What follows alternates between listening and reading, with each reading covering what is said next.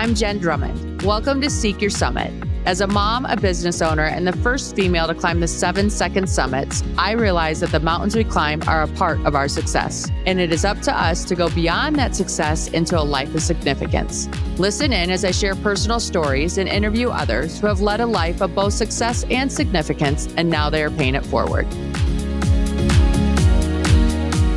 All right, so today I have Jamie MoCrazy on the podcast. She is an all-star, an advocate for TBI injuries, because we'll talk about hers today. She's a documentarian, a nonprofit founder, a speaker, an inspiration, a motivator, like all the things. So Jamie, thanks so much for joining us today. Thank you for having me. I'm excited. Wonderful. Yes. Oh, and I didn't mention, okay, she's the first woman to do a double black flip in the X Games, which at the time had to be crazy. Yeah, it was really exciting. And it came because my whole life I actually was raised by a mom who had a master's in psychology. And when I was growing up, she had a federal grant from the government to teach self-esteem to women. So she taught me I could do whatever I wanted to do if I put in the time, effort, work, created the habits. So that happened, and I was very competitive and very adventurous from a very young age. I mean, I think the newspaper even had something in there about you, like at 9 years old, like this is who she is. And you're like, okay, it was ingrained in nature, nurture. That was nature. Yeah. When I was 9 years old, I actually won state championships in ski racing and state championships in gymnastics the same year. And that's when I had that interview. And I said my sports fantasy was to combine skiing and gymnastics, which is what I ended up doing with slopestyle, which is where you ski down and you go off multiple jumps and rails and you're judged on your overall impression, and half pipe skiing, that's kind of gymnastics on snow. And when I was 9 years old, that didn't really exist. And when it got into the X Games, it was just men at the beginning who were in the X Games. And so when I was competing, X Games was our top. I actually won the first ever Junior World Championships in New Zealand. Oh, wow. Yeah, which was a really cool experience. How old were you at this age? I was 17. Okay, so you were 17 when that became X Games worldwide, traveling the world, doing your two favorite sports combined. Yes. Wow. And I actually spoke with the International Olympic Committee at Junior Worlds because they were thinking about adding slopestyle and half-pipe skiing and slopestyle snowboarding to the Olympics. None of those were in the Olympics yet. And I was like, yeah, let's do it. So I had my mind set that I was going to go to the Olympics. And quite honestly, I was going to win the Olympics. Of course. If you're going to go, you're going to win. Yeah. 100%. That was kind of like my whole lifelong vision, and all the goals I was setting and everything was going towards winning the Olympics and being a professional athlete. And I got to be a professional athlete and one of the top professional athletes. You know, I was climbing up that mountain of life and I had some really good views. And then all of a sudden I was caught in a metaphorical avalanche that slid me down to the bottom instantly. Yeah. Before we get into that horrific incident, talk to me about what is it like having a mom who was so into mindset and things like that. How did that help you, do you think, perform? I think it helped me perform tremendously. And one of the things that was interesting about it was because I grew up with that. So right, so you didn't know any different, right? Yeah, You're like, it this wasn't is normal. until I was older that I really began to realize that when you are 9 years old and you know at the top of your competition run to look in the future and close your eyes and take 3 deep breaths and drop in. Like that was my habit at 9 years old. Oh my gosh, so she was doing visualization with you and like just connecting to the present moment at 9. And so you did that every single time you went out. Yeah. Oh, I love it. And I would do like guided imagery as like a child. And I just thought that was normal. I didn't really realize how unique that was to do. And also with the self-esteem, I just had the full belief that I could accomplish what I wanted to accomplish. Yeah. And there's so many individuals that don't have that belief. When you would fall in training, because that happens when you're doing what you're doing, what was your self-talk? Like, oh, made a mistake, time to get going? Like, it never really derailed your efforts, or do you remember? I do remember. And most of the time when I was a child, when I fell, I would just brush it off and keep going, because you do fall a lot. It was challenging when I got older and I became a teenager. And actually, when I was same year, 17, I made my first X Games. And that year at Winter Dew Tour, I tore my ACL. Oh. And so all of a sudden it was like, okay, I can have longer time affecting my, Right. Now I have to have surgery and do all that to recover. That stuff to recover. And at the time when I tore my first ACL, I thought the recovery from that was so long. I can only imagine. Because that is one of the things. I had amazing mindset growing up, and being able to set goals, and especially setting attainable goals, which are little goals you can accomplish every day to reach your growth goals. I had that idea in me, but I never really got patience. I never really understood patience until after my injury, my big brain injury. Yeah. Well, what you just said, and for those of you that are listening, you set little attainable goals so that you get that momentum and you get that celebration, you get that energy that allows you to carry forward. And then you also have the growth goal, which with these little goals add up to that growth goal. So understanding there's different ways to set goals and different ways to measure and get that energy and momentum going so that you can achieve the thing you're trying to achieve. So that's a really good tip for people. And yeah, patience, it's hard for all of us, I think. Yeah. I mean, really. And it's interesting because it's part of struggling with patience is good, because that means you keep setting those attainable goals to reach the growth goals, and you have ambition and power and stuff. And then sometimes you do need to be able to be patient enough to actually see things happen. And when we get to the brain injury portion, that was a huge shift, because all of a sudden I went from being kind of successful my whole childhood and things I was doing. 1,000% successful. You can own that. That's good. Yeah, I was successful, and I was like, okay, if I set these goals, I could reach these goals, and it was just clear that I could do it. And then all of a sudden, my baseline became something that was not even average and not normal. And so that significantly shifted. Definitely. Okay, so let's jump to that accident. So you're in competition. It's your second run. You had a good first run. And good, but I was in fourth place, which is not on the podium. Okay, so that was in your mind. Yes. So when you're ready to go down and do this next run, what's going on in your mind at this moment? I have to nail this. This has to be good. I'm going big. Or how is your brain there?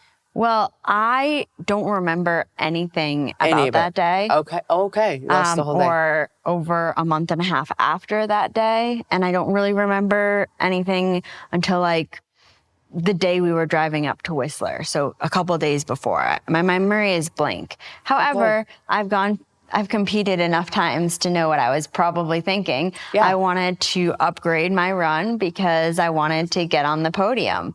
And, you don't really remember the fourth place finisher. So even though fourth place at World Tour Finals is good, fourth place is the last place. Yeah. Right. It's the hardest place actually kind of to be in. And so I was still the only woman who was doing double flips. So I knew if I upgraded, I had a good chance of getting on that podium and potentially even the top of the podium. So I would imagine I probably was a little bit nervous, had a lot of adrenaline going through me. I did a lot of work to turn nerves into adrenaline and excitement. Because again, when I was a child, I was performing in gymnastics and I was bragging to my coach I wasn't nervous at all.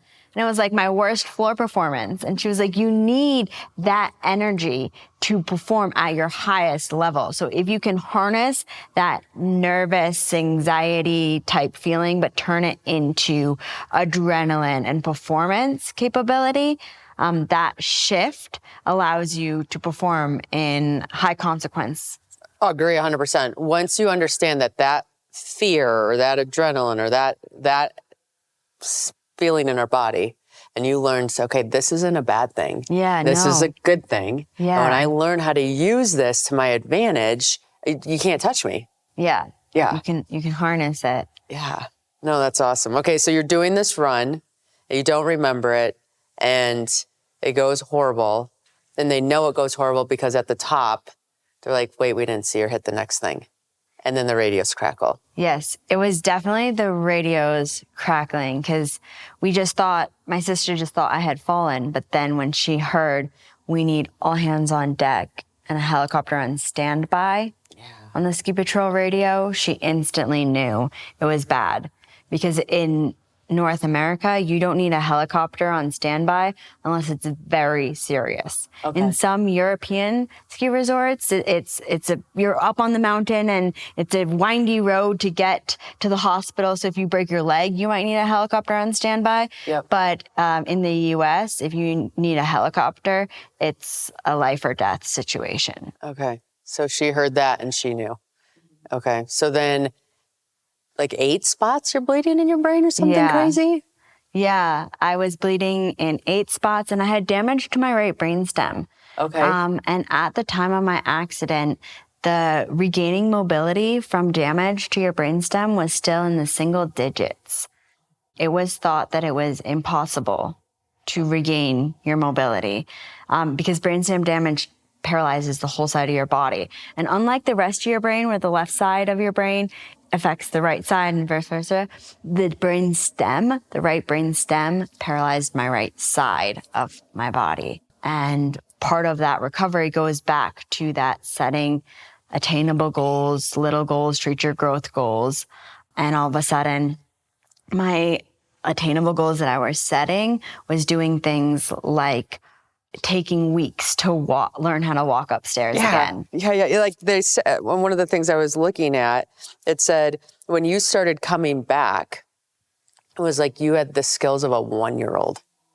And so when you're coming back, are you aware of all this at this time? So when I had the skills of a 1-year-old, I had the brain of a 1-year-old. And you don't remember being a 1-year-old. No. So okay. I don't remember. I had serious amnesia. So no memory day to day. No long-term or short-term memory. For how long? For about a month and a half. Really? And so then, you're doing things like you're progressing, but you just don't have any memory of progressing. So you don't have the very basic pieces. Right. Like I don't remember when we have a couple pictures and I'm like sitting in the wheelchair, looking out at the views, and I don't remember that. Okay. And during that time, I didn't really know who any of my friends were. And so I had pictures of all these friends on my hospital room. That's one of the things that they did was they put pictures all around and then they put a hammock in my hospital room to make me feel like it was a room, not like a sterile environment. Yeah. And they would tell me stories about my friends. And I even one day was like, wow, like Jamie has such nice friends. And my mom was like, honey, you're Jamie, so they're your friends. And I was like, oh, really? That's so cool. Like they're great people. They seem so fun. But I didn't remember any of the stories. But the more they were told to me, I would then say, the movies are playing, the movies are playing. And that's how I described it. The movies playing as my memories were returning. Because all of my long-term memories did come back. So if you look at it, like right now, I can remember being a child. I can remember my ski career. I can remember basically everything up to a couple days before the accident. Okay. And then there is still a blank until a couple months after the accident. Okay. But I can remember all of my long-term memories. That's and when amazing. I was waking up from the amnesia and the coma, I had no long-term memories. And the more stories were told to me about my memories, the more they would come back. Oh, wow. That's lucky. I mean, how nice to be able to have all of that come back. So when you started having your memory stick again, I guess would be the words that I use, where were you in the process? Because I've seen some videos online of, walking on a balance beam and then like on a skateboard and some different things. Like, were you at the skateboard when you started to remember, or were you doing the balance beam still? I was more the skateboard. Really? Yeah. Okay. Some of the balance beam type stuff was in inpatient therapy, so that was in the hospital. And really all I remember from like inpatient therapy is like very, very stagnant. So like I might kind of remember being on the balance beam, but I don't remember anything else that happened. Okay. No, I can think of sometimes when I look back at my childhood, I can remember things as we have a photo of it. Yeah. And so then I can like I'm like, I don't remember if I'm remembering the actual thing or the story that I'm told about the thing that is in the video, but yeah. Yeah, that's how it is for a lot of it. There was definitely a period where I have no memory, and then there's a period where I don't really have memory, but I kind of remember from the pictures. Yeah. And then there's the stages when I did fully remember. Like I do have memory of skateboarding in outpatient therapy, and they actually figured out how to have the apparatus that you usually relearn how to walk with. Okay. Because so if you fall, there's cords that hold you up. And so if I fell skateboarding, I wouldn't hit the ground. There was cords that held me up. And that was awesome because I wanted to get back to living a MoCrazy life and doing things. And I was also smart enough to know that in massively increased danger of hitting my head again, even with a helmet, that quickly after the giant trauma that I had. And so, and I didn't have mobility, and I didn't have balance, and I didn't have the same, person I was prior. At that time, I had to like relearn how to balance and stuff like that as well when I was relearning how to walk. So when I was uneven, going to skateboard and outpatient therapy was really helpful because it gave me that want of doing something adventurous, but making it completely safe. Safe to do it. Which is one of the big things is like when you're calculating your risks, also find out how to minimize them while still getting the end result that you want to get. Yeah. Yeah. I had a friend have an accident, and I remember going to like therapy with him, and for an hour I watched somebody try to pick a quarter out of a ball of like Play-Doh, right? That you and I could do in 2 seconds. But because their brain's trying to do all it was the most painful experience to witness, because you just remember like 3 weeks ago you were doing this. Like, really? This is where, it's fascinating. When you're going through this, are you realizing, okay, my ski career's done? No. You're not? Okay. No. When I left the hospital, I was very convinced that my brain injury was kind of like my torn ACL. I would take the winter to do rehab and recover and relearn my tricks, and then I would go back. And then it wasn't until that winter when I was relearning all of the tricks, and I knew because of how internally serious my brain injury was, that I had pretty bad consequences if I hit my head hard again. Yeah. And there's no way you're not going to hit your head hard again. I mean, and I'm sorry you're doing flips off of jumps on a ski hill. If you want, and I didn't want to be mediocre at it, Right. You want to be good. So like, cause some people are like, well, what if you just competed, like relaxed for fun, like just did a fun, and I'm like, no, that would not be fun for me. That like, even when I was going back, so like the first couple of years, even after I had stepped away from competing, I would like go into the park and like slide rails and like hit some jumps and stuff and do really mellow stuff. But it wasn't fun at all because I had my history, and for me to just be mediocre and not want to push myself beyond being mediocre was just a huge mental challenge every time I did you're it. like a caged animal. You're like, okay, I can't ever get to, I totally understand that. And so finding new ways for me to set goals and achieve goals and push myself. And some of that has been with the foundation that we have been building, because we only got our official 501c3 in September of 2022. And so recently we've been really doing a lot of work growing MoCrazy Strong Brain Injury Foundation. And then just some little things like I started snowboarding, and I do more snowboarding, and I still like ski and I still enjoy skiing, but sometimes it's fun to be able to push myself without it actually pushing myself. So I just look at this injury and I think you have to have been a very unique case to have the recovery that you've had. Kind of. Really? Okay. There's actually way more recoveries like I had than people know. Okay. And part of that, I've actually met very successful businessmen, businesswomen, policymakers who have had serious traumatic brain injuries, comas, and did not stay connected to it because they had a stereotypically successful recovery. So there's more people who've had stereotypically successful recoveries that leave that in their past. Like I've even been told, well, I'm telling you this story, but please don't tell anyone I work with because nobody knows I had this brain injury.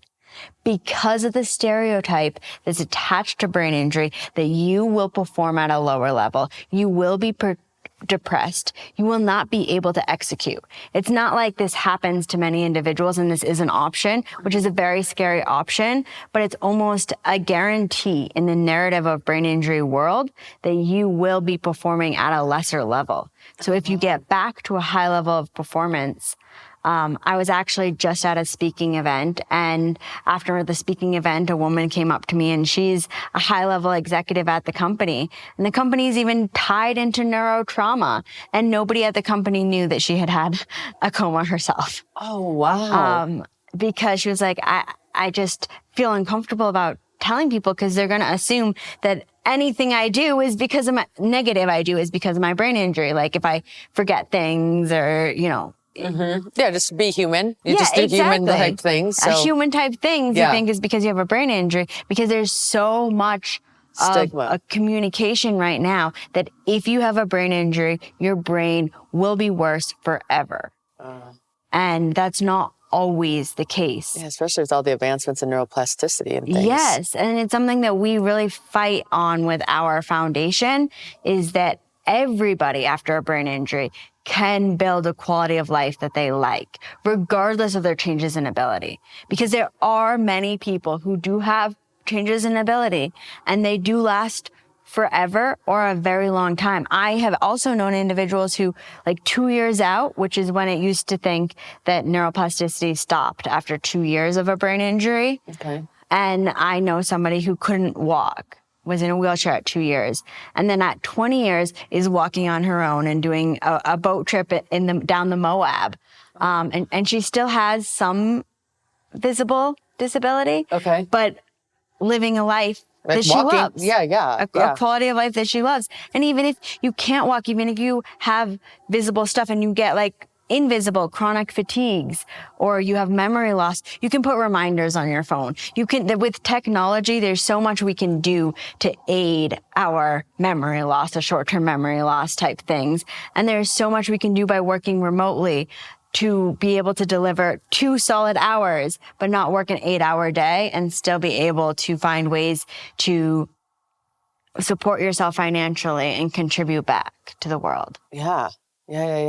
When you were going through your whole trauma, you don't have a voice for yourself in the beginning because you're not available. And your family very much stepped in. Yes. And how much do you think what they did impacted to where you are today with your recovery? I do think it was extraordinarily helpful. And I think it made a big difference because at the beginning, like you said, I didn't have a voice for months. Yeah. And those first initial months of recovery, and even when I was in the coma, and obviously I didn't have a voice then, and I was lying in the coma, one of the doctors, I've had wonderful doctors. One of them I call Miracle Mip. He's actually in the documentary. Oh, yeah. Yep. And I'm very close with him. But we had somebody, and they were standing in front of me talking about how I would never be normal again. I would never live independently. I would never be able to accomplish things. And my older sister, who was an anesthesiologist who came up to be my primary care physician, and my mom, both of them were like, get out. You don't say this. And they were like, what? She's in a coma. She's unresponsive. And there's more and more science that's going into the fact that when you're in a coma. You're not dead. Yeah. You aren't responsive. It's not the same, but those memories stick around. And so when I started to wake up from the coma and do some recovering, still in the amnesia stages, day after day, I just wanted to be normal. And as somebody who legally changed her last name to MoCrazy, Yes, I was yes. never normal. So my Right. mom was like, okay, honey, you'll get back to being normal, but why do you want to be normal? I was like, because that guy said I would never be normal. And so I had that understanding.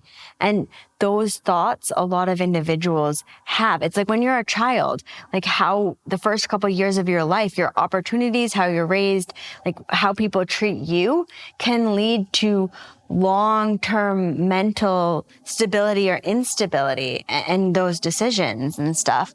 And so the fact that I was raised with the belief when I was a child I could accomplish whatever I wanted to. And then it turned into, after my brain injury, I would go back to wherever it went. There was no end point. There's no guarantee that I would go back to being who you see in front of you today, but there's no guarantee that I wasn't going to. Right. And what quite often happens is that people give a guarantee that you're not going to get very far, and then you hit those ceilings, and then you stay at those ceilings. I even met an individual who had a brain injury, and his family caregivers, which were trying to do the best thing, were like, well, his arm doesn't work, so you can't move it, so he has to do this and all this stuff. But you can't coddle. And my mom would say when I couldn't hold water and it was spilling, she would give me water in the kitchen. So I would keep practicing holding water so I could rebuild those brain pathways. And they only are rebuilt by repetition and habits. And if you think, okay, well, I'm paralyzed, so let me just hold it with my left hand, then you're not rebuilding the brain pathways. You also have to be careful about it, because like when I couldn't drive a car, my mom didn't put me behind a car. She drove me every day to my therapy. So there's a certain amount of safety you do need to have as you're trying to get through these, but then also you need to be able to fail again. You need to be able to spill water on the kitchen like you did as a child. And let me tell you, that's so embarrassing. Oh, I can only imagine. So frustrating. Yes. And so, like, it's torture almost. Right. But if you don't go through that torture, you're never going to be able to rebuild your brain pathways. Yeah. So talk to me about that, because I'm imagining, like, you're in the kitchen, the water's shaking on the floor. You're like, I could feel it, right? What is your self-talk? And are you allowing yourself to be frustrated, and then you're like, okay, now it's done being frustrated, and now I need to get through this and like just buckle up? Or what's going on there? So some of my self-talk through the struggles is that it is okay to feel bad. Yeah. Because that's one of the big things with our life and our society. We feel guilty about feeling bad about things sometimes. So I will always let myself feel bad. Yeah. And then not stay there. So that's why I do a lot of talking about climbing an alternative peak, because when that avalanche slides you down, and everyone has different forms of avalanches and struggles that slide them down to the bottom, you have the choice. You have the choice to stay stuck at the bottom or start to climb an alternative peak. Yeah. And while you're climbing, it's going to be challenging. There's going to be hard things. Yeah. But a story that connects to that is when I was leaving the hospital, I was really weak, and I would go on hikes with my family and friends, and I would need to take a break about every 5 minutes. Yeah. And that's depressing and humiliating for me to have previously been a professional athlete and be like, guys, I need another break. I need another break. So my mom had the idea of changing my word choice. And instead of saying, I need another break, saying, why don't we look at the view? Ah, that's amazing. And all of a sudden you'd see these amazing views. And even when you're hiking and there's like trees all around and you might not think it's a view spot, if you stop and you look at the views, all of a sudden you're like, wow, I never would have noticed these amazing aspects in my current life if I didn't stop to look at the view. So that turned into a huge metaphor for every time I felt frustrated.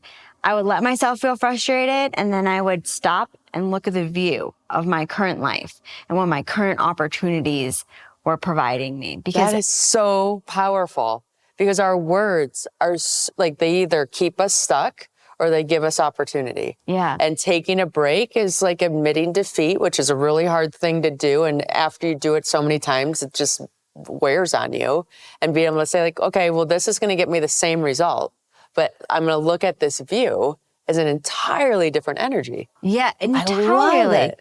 And so that's one of the big things about when you feel stuck and frustrated, because it happens to everybody. Everybody, all the time, yeah. Is think about the words that you're saying to yourself, because we're all such harsh critics to ourselves. Totally. And trust me, I still do it all the time. Yeah. But instead of being like, okay, I'm stuck, be like, okay, let's look at the view. What am I accomplishing? And then what can I set for my attainable goals to reach these growth goals that I feel stuck about?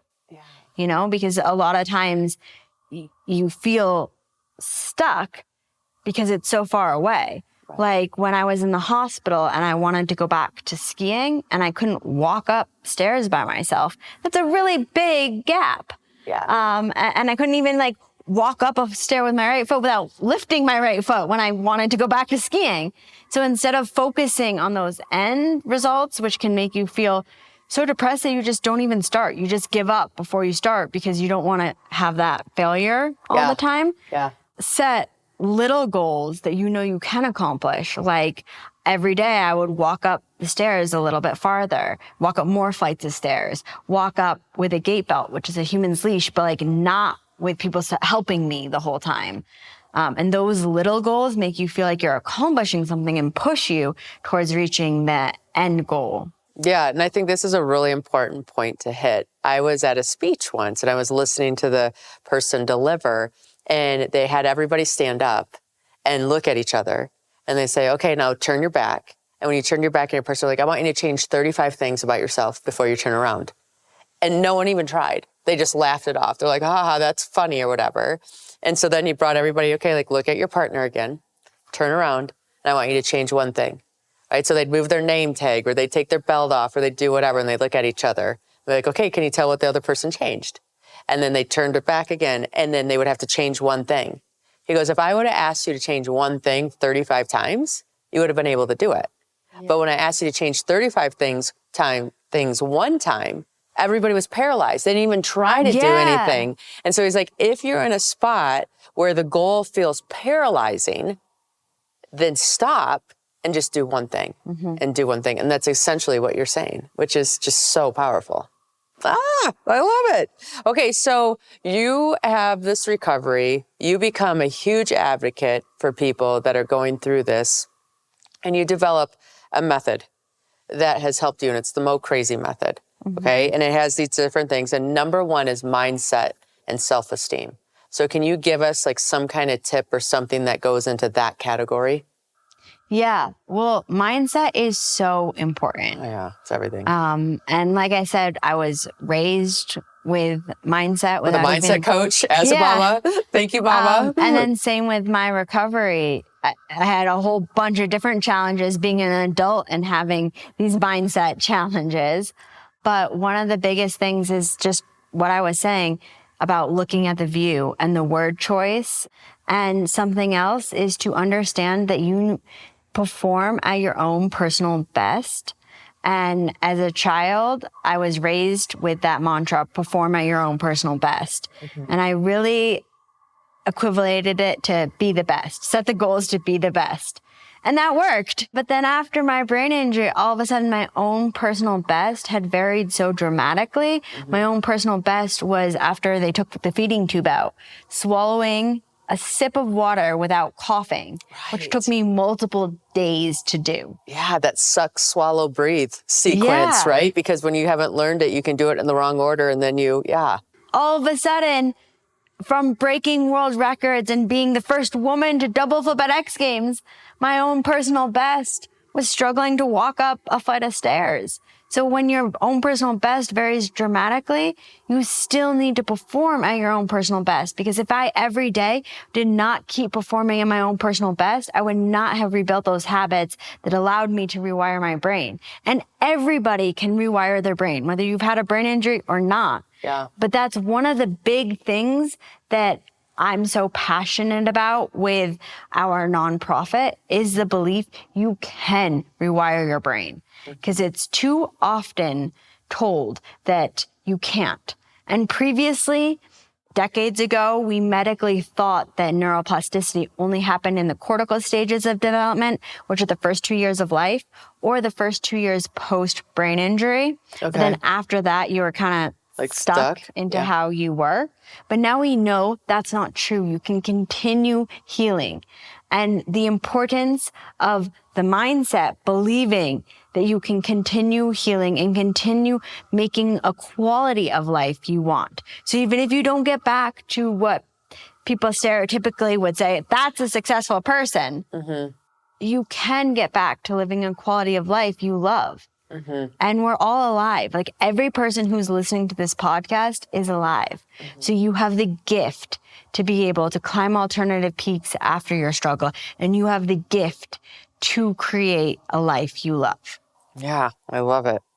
So balance, like that's the thing. I can't even imagine going through recovery, like your own needs, family needs, all the things. How are you checking in with yourself and saying like, oh, I'm feeling balanced right now? Well, there was a fair amount of times I wasn't feeling balanced. Okay. And one of the things that was like the most challenging and I still struggle with sometimes is, it's funny because when I was recovering, I kept saying in the hospital I wanted to be normal again.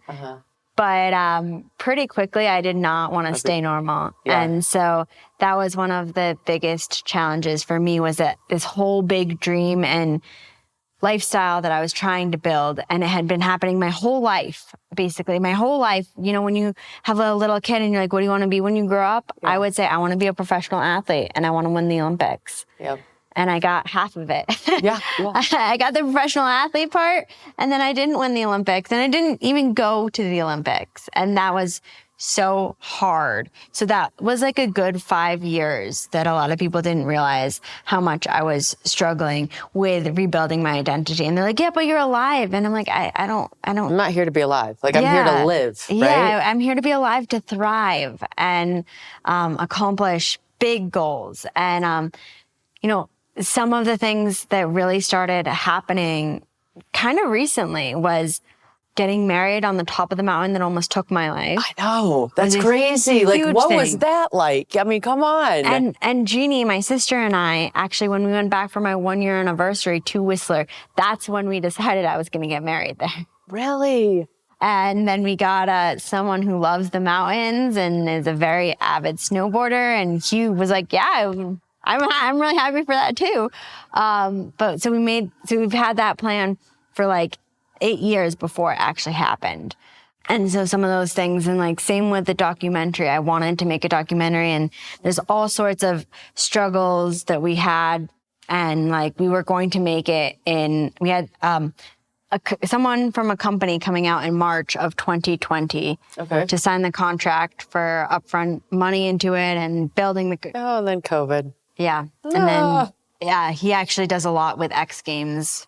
And they lost millions in intended revenue overnight. And he's like, I can't come. We're on the back burner. We stayed on the back burner until I got married. And then we just very haphazardly, like I found a documentary filmmaker to do part of it. And I wasn't going to make a documentary. I was just going to film the wedding because I'm not going to get married at Whistler again. Right. It's just not going to happen. So I wanted it filmed. And then we decided he convinced me to make the documentary. And then all of a sudden we were at Big Sky Documentary Film Festival, and we were winning multiple awards. I mean, that documentary is like 17 awards, right? I mean, it's crazy how well that's done. Yeah, it's done really well. And part of the thing that's crazy about it too is every film festival we would go to, there'd be multiple individuals who had brain injuries at the film festival that would come up to us afterwards and be like, I didn't realize that like some of these challenges I'm still having, I can fix.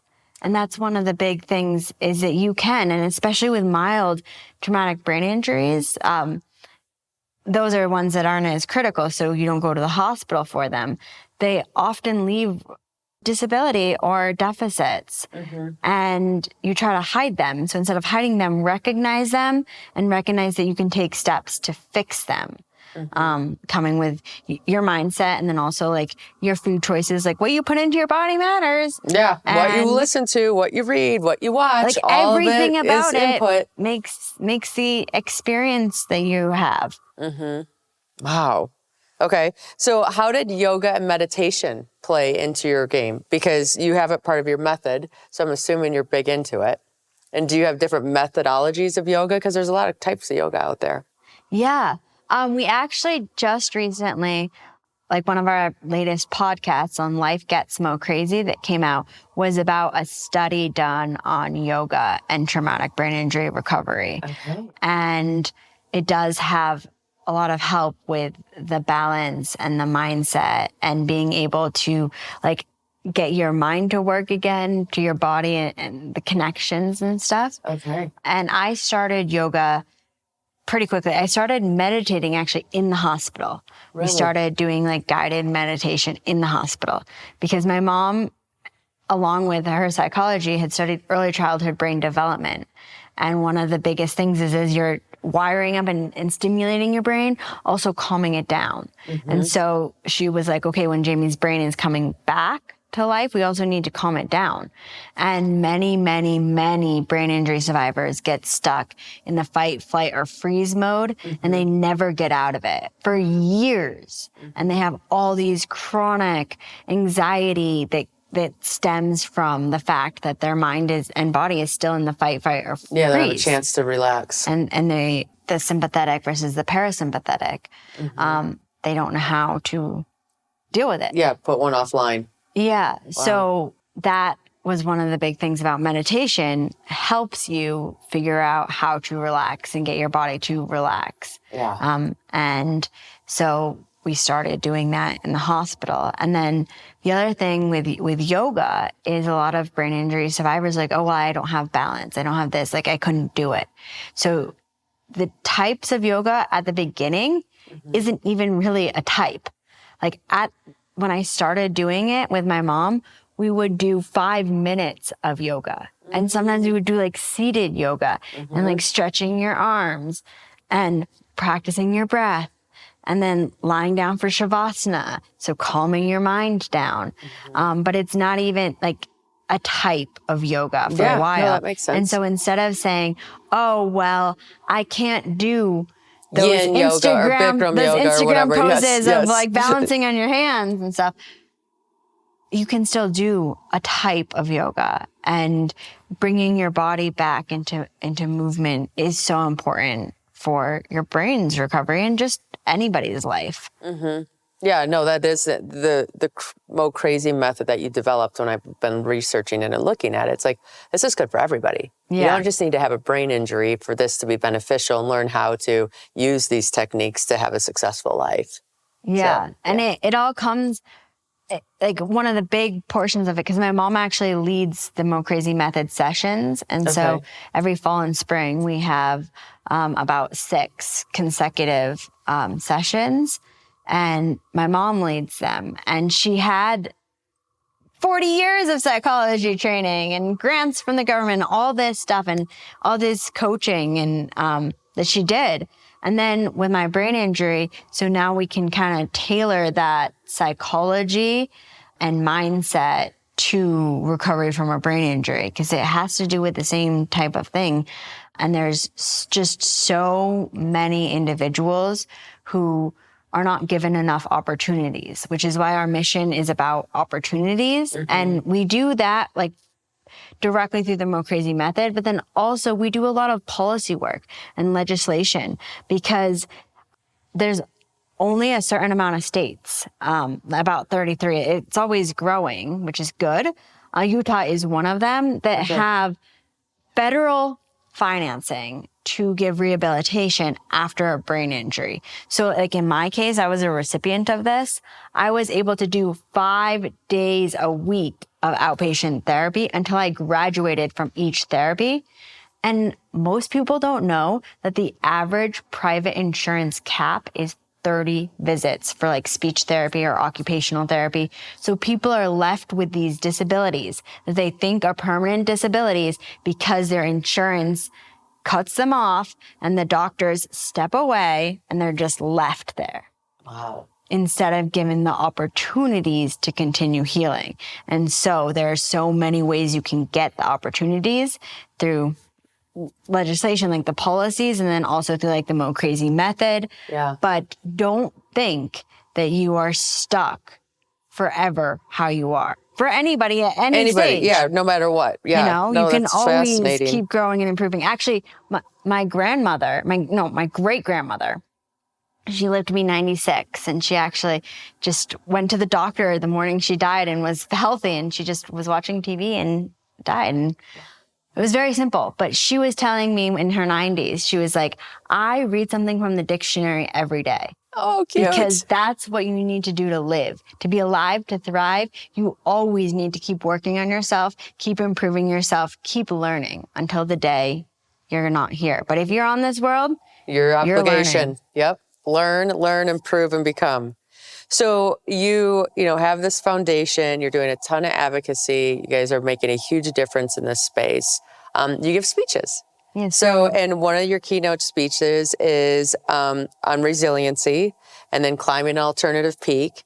And then you had something in there about helping people turn goals into habits. Give us a tip on how we can do that. Well, one of the things you can do to turn goals into habits is back to the story about my goal was to return to skiing. Yep. And so I needed to set attainable goals every day, which turned into habits to accomplish those growth goals. And so I literally walked up the stairs every day in the hospital. I would force myself to practice and keep creating those habits. And so your habits dictate the end result that you experience and the end goals that you experience. So you can't just think of something. We were actually just discussing this about like guided imagery and manifestation. You can't just sit here and be like, all right, gonna get that gold medal. Gonna do it. I'm got it. You have to have that. And then you can do guided imagery. You can do all these different steps to help reach and help manifest that. And then that is also like those are the habits that you build. Because if you wake up in the morning and you want to do like 5 minutes of meditation, like that's a habit and that will help calm you down. So all these little habits end up, and those little habits are setting your attainable goals. It's kind of connected. It's like part of the same thing. And they end up reaching growth goals. And then when you've reached those growth goals, people say, oh, well, this happened because of this. It's so easy to like, be like, this is why the story happened. Like, think about successful people and you're like, oh, well, this is why they became successful. But there was so many times when they had a left or a right that they could take. Like they had decisions, they had choices, they had habits to build in their life. And they had no guarantee that they were going to become the person that you see today. And so to get to that person, you have to build the habits that lead you towards your growth goals. If you build habits of just, smoking all the time, or you build habits of eating junk food all the time, and you're just like, oh, well, since it's late after work, I'm just going to go to McDonald's every day, then those are the habits that you're building for your life. And so those are the end results you will see. And then if you say, okay, well, I want to be really fit, but I go to McDonald's like 4 times a week, why aren't my goals actually being hit? And it's like, well, because you're not actually doing the habits. You might say and you might think that you want these goals, but your performance and what you're actually doing, the habits you're setting up, don't connect to the goals that you're experiencing. Yeah. So when you set a goal, evaluate your habits and look at them and say, is this thing that I'm doing getting me closer to my goal or getting me further away? And just make it a non-negotiable. Go up the steps every day, eat healthy, make good choices. So, Jamie, this has been fantastic. You're doing amazing things. I love the way that you approach life. How do the listeners get to reach out to you and connect and support some of the causes that you're involved in? Yeah, well, so Instagram, Jamie MoCrazy. I am pretty active on it. And then our website is www.mocrazystrong.org. And those are kind of the best 2 ways. Also LinkedIn. Okay. I'm pretty active on LinkedIn, Jamie MoCrazy as well. And then MoCrazy Strong Foundation has an Instagram. And then we put things directly related to the foundation on that Instagram. Perfect. All right.